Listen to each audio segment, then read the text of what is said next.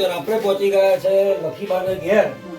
હિતેશભાઈ અને મુકેશભાઈ ના બધા મિત્રોએ કહ્યું હતું કે લખીબાને એક મદદની જરૂર છે, તો મદદ તો કરનારા કરે છે, અમે તો ખાલી માધ્યમ છે, બરાબર. તો જય બહુચર મિત્રો, આપ સર્વ ખૂબ જ મજામાં છો.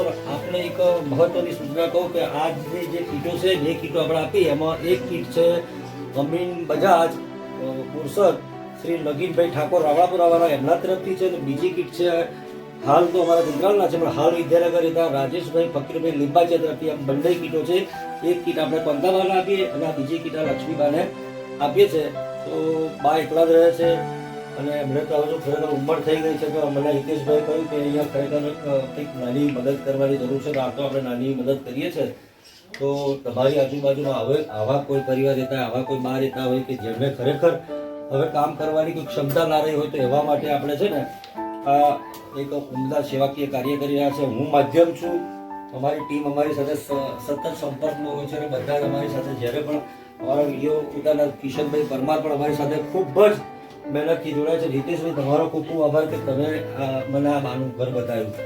તો બા અમને એવા આશીર્વાદ આપજો કે અમે આ બધું કામ કરીએ અને ભગવાન એમ કે અમને શક્તિ આવે એટલી, બરાબર છે કે આ બધું કામ કરતા રહીએ. અમને મદદ કરનારા ઘણા બધા છે.